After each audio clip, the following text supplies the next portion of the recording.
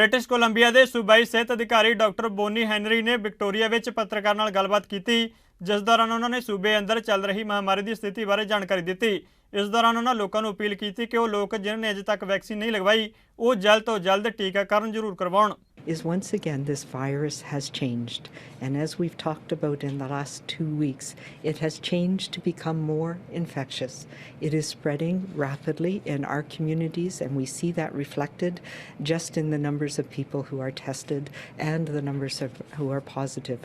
But we see it reflected in all of our surveillance streams, whether that's wastewater surveillance, whether it's our hospitalization numbers. We're seeing across the province that this is spreading rapidly.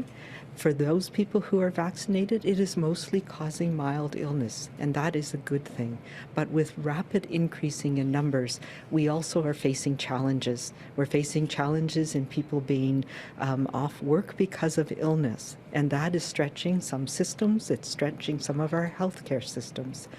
And we know now that we can spread this very rapidly, even with very mild symptoms. The illness that we're seeing, particularly in healthcare workers, is starting to have impacts on our healthcare system and in our long-term care system. And yesterday we've had a number of outbreaks again in long-term care.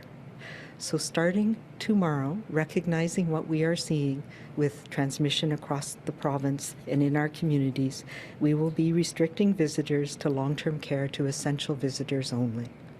I know this has been the place that we have been before, and we have many measures in place, but with the increase in, we need to decrease the numbers of people coming into our long-term care homes so that we can best protect the seniors and elders in our care homes and ensure that healthcare workers in those settings are able to manage and cope.